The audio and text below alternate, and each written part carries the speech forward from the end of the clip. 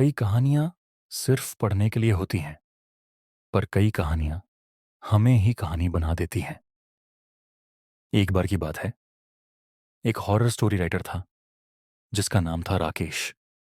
राकेश अपनी डेस्क पर अगली किताब के लिए कहानी लिख रहा था। इस बार वो कुछ ऐसा लिखना चाहता था जो लोगों को कुछ अलग लगे और पसंद आए, मगर कोई भी कहानी उसे संतुष्ट नहीं कर रही थी। वो कहानियां लिखता और गुस्से में फाड़कर एक कोने में फेंक देता, क्योंकि जो उसे कहानी में चाहिए था वो उसे नहीं मिल रहा था।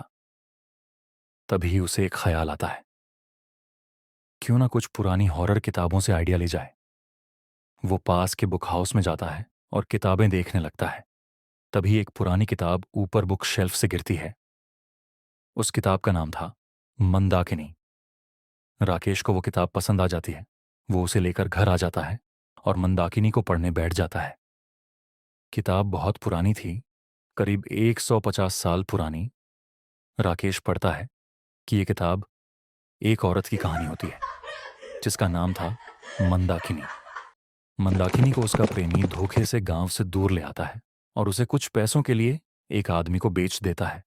और इसके बाद से मंदाकिनी को बहुत सी पीड़ा और गलत चीजों का सामना करना पड़ता है। एक दिन मंदाकिनी का गुस्सा चरम पे होता है और मौका पाकर मंदाकिनी वहां से भाग जाती है और जंगल में आकर एक तांत्रिक की झोपड़ी में छुप जाती है। मंदाकिनी तांत्रिक को अपनी सारी आप बीती बताती हैं और गुस्से से कहती हैं। मुझे बदला लेना है। उसने तांत्रिक से काली शक्तियों की विद्या ली और बदला लेना शुरू किया। सबसे पहले उसने अपने प्रेमी को मौत के घाट उतारा, उसके बाद हर उस शख्स को जिसने उसके साथ गलत किया था। मंदाकिनी किसी को मारने के बाद उसका खून पीने लगी, जिससे उसकी काली शक्ति और बढ़ती जाए। धीरे धीरे उसे खून पीना अच्छा लगने लगा। गांव में अचानक से लोगों की मौतें होने लगी। जब लोगों को मंदाकिनी के बारे में पता लगा तो गांव वालों ने गुस्से में उसे जिंदा जला दिया। उसकी चीखों से गांव दहल उठा। गांव वालों को लगा अब सब कुछ सही हो गया है, पर भोले गांव वालों को पता नहीं था ये तो अनहोनी की शुरुआत है। मंदाकिनी अपनी काली शक्तियों से पिशाचिनी बन गई। रात को गांव में उसकी हंसी गूंजने लगी और फिर एक एक करके लोग मरने लगे और उनकी लाशें खून में नहाई हुई उसी जगह मिलती जहां उन्होंने मंदाकिनी को जिंदा जलाया था। लोगों को मारने के बाद मंदाकिनी उनका खून पी जाती थी।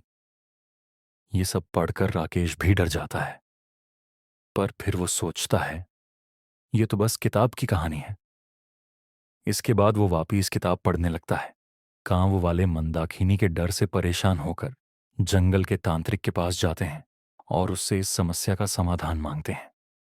तांत्रिक बताता है कि मंदाकिनी को मैंने ही काली विद्या सिखाई थी और अब उसे रोकने का कोई तरीका नहीं है।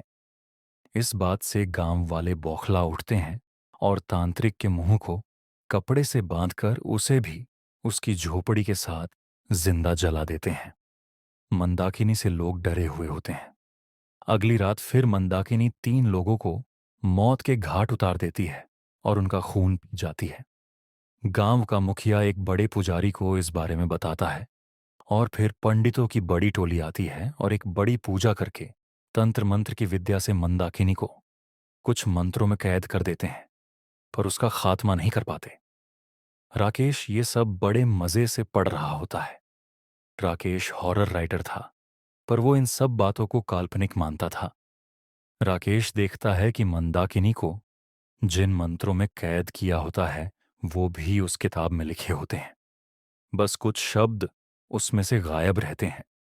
ये मंत्र इस किताब में इसलिए लिखे हुए होते हैं ताकि कभी अगर मंदाकिनी आजाद हो जाए तो उसे इन मंत्रों से वापस कैद किया जा सके। राकेश उन मंत्रों को पूरा करने की सोचता है। वो कुछ पुरानी किताबों से उन मंत्रों के बारे में जानकारी लेने लगता है। आखिरकार उसे उन मंत्रों के मिसिंग शब्द और लाइंस मिल जाते हैं। वो उन मंत्रों को पूरा करके जैसे ही पढ़ना शुरू करता है, तेज हवाएं चलने लगती और उसकी खिड़की दरवाजे जोर जोर से हिलने लगते हैं, जैसे कोई राकेश को वो मंत्र न पढ़ने का संदेश दे रहा हो। राकेश जैसे ही उस मंत्र को पूरा पढ़ता है, वैसे ही राकेश के कमरे का बल्ब फट जाता है और पूरे कमरे में अंधेरा छा जाता है। राकेश थोड़ा डर जाता है। वो मोमबत्ती जलाता है और देखने को मिलता है कि राकेश के पीछे एक काली लंबी बालों वाली छाया है। राकेश सोच रहा था कि उसने उन मंत्रों को पूरा करके कोई बहुत बड़ा तीर मार दिया है, पर वो इस बात से अनजान था कि उसने कितनी बड़ी मुसीबत मोल ले ली है। राकेश किताब पढ़कर रख देता है और बल्ब चेंज करके अपनी डेस्क पर अपनी कहानी पर काम करने लग जाता है। अचानक से कोई राकेश की डोरबेल बजाता है। वो जाके देखता है, पर गेट पर कोई नहीं होता है। वो अपनी डेस्क पर वापस आकर बैठ जाता है और फिर जो देखता है उसे देख राकेश के पैरों तले जमीन निकल जाती है। राकेश जिस पेज पर अपनी कहानी लिख रहा होता है, उस पेज पर कहानी की जगह बड़े बड़े शब्दों में धन्यवाद लिखा होता है, लाल स्याही से। जब वो उस स्याही को देखने लगता है तो उसे पता चलता है कि ये स्याही नहीं बल्कि खून है। राकेश के पसीने छूटने लगते हैं। तभी कोई उसके कंधे पर हाथ रखता है। वो पलटकर देखता है तो पीछे एक खूबसूरत सी औरत होती है। राकेश डर जाता है। वो पूछता है, कौन हो तुम और अंदर कैसे आई? औरत जवाब देती है, मैं मंदाकिनी हूँ।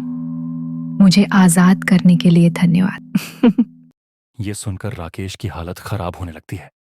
वो उन मंत्रों को जोर जोर से पढ़ने लगता है। ये सब देखकर मंदाकिनी हंसने लगती है। मंदाकिनी राकेश से कहती है, मुझे बहुत प्यास लगी है, क्या तुम मेरी प्यास बुझाओगे? राकेश बोलता है, कैसी प्यास? इतने में मंदाकिनी राकेश के करीब आती है और राकेश के होठों पे किस कर देती है। राकेश भी उससे मोहित हो जाता है और मंदाकिनी में खो जाता है। अगली सुबह राकेश का दोस्त मोहन घर आता है। दरवाजा खुला होता है। मोहन घर के अंदर जाता है और जो देखता है उसे देखकर उसके पैर तले जमीन निकल जाती है। वो देखता है राकेश की बॉडी एक सूखे पेड़ जैसी पड़ी है, जैसे कि उसके शरीर से सारा खून निचोड़ लिया गया हो। मोहन ये देखकर हक्का बक्का रह जाता है। मोहन जैसे ही पास जाता है उसे वहां एक खुली किताब मिलती है। उसका नाम था मंदाकिनी।